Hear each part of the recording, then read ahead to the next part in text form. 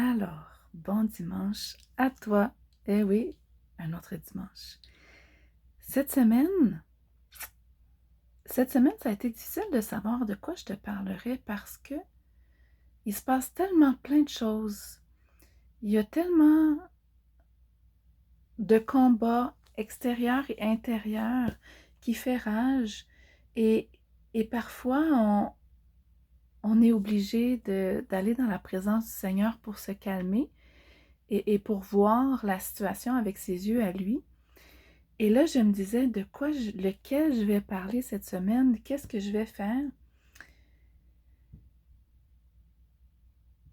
Et oui, j'ai eu des difficultés cette semaine, des gens du passé qui se ramènent la face comme ça et que tu fais ouah! Et tu te questionnes, est-ce que j'ai vraiment pardonné? Est-ce que j'ai pas pardonné? Est-ce qu'est-ce qui arrive? Et là, franchement, Dieu est bon. Et ce que je vais te parler cette semaine, en fait, c'est un tout autre sujet. Je voulais te parler de mon cartable de prière, en fait, que je me suis fait et que j'ai mis le nom de tous ceux que j'ai à cœur de prier pour. Et, et, et en fait, j'ai détaillé tout ça, mes prières pour moi-même. Oui, des fois, j'ai des petites requêtes à moi. Et les prières aussi pour les gens de ma famille, pour les saints de l'Église, euh, pour en fait plein de sujets et de personnes différentes. Mais ce que je voulais te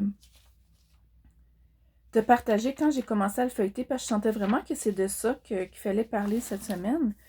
Euh, Quand on fait des prières, on les fait au nom de Jésus. Hein? C'est ce que la Bible nous enseigne. Au nom de Jésus, le Seigneur Tout-Puissant, au Fils 3 fois saint.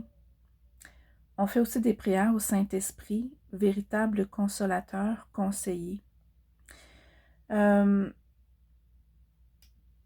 et les prières doivent être faites avec vérité, avec humilité, avec soumission à Dieu, avec beaucoup d'amour, avec sagesse et compassion. Je le répète parce que c'est vraiment important quand on prie que ça soit en accord avec le Saint-Esprit, avec l'amour de Dieu, avec la grâce, avec la compassion.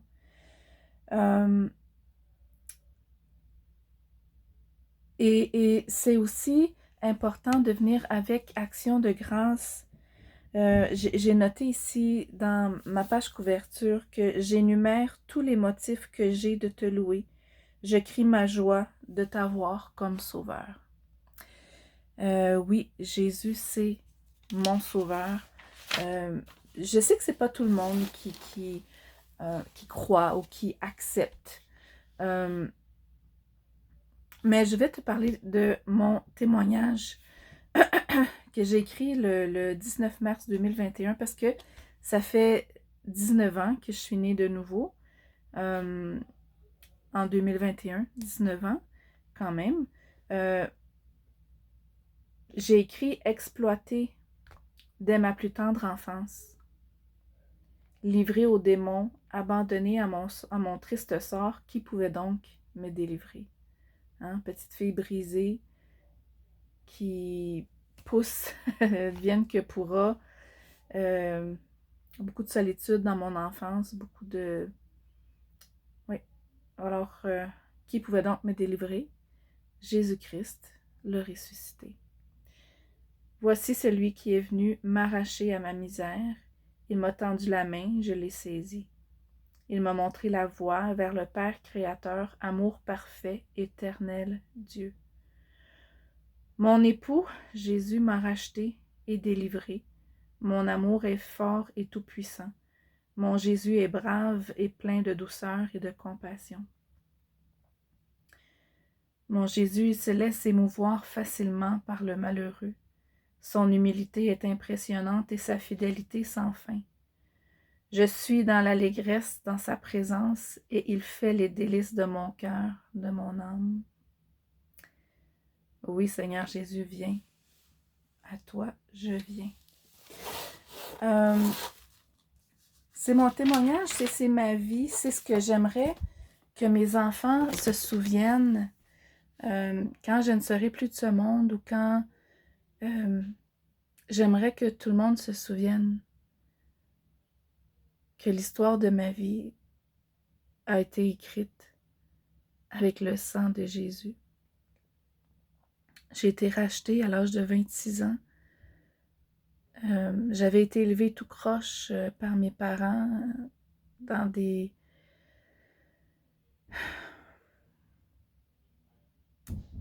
Je veux pas ternir ce que mes parents ont fait ou je veux pas ce qu'ils étaient comme personne.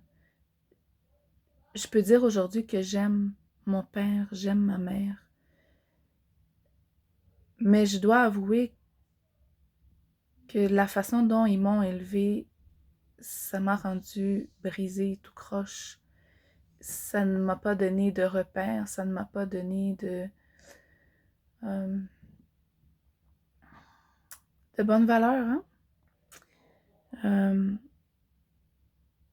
Mais quand j'ai rencontré Jésus, il a, malgré que je sois partie du mauvais pied, que j'étais de la mauvaise graine, que j'étais de la...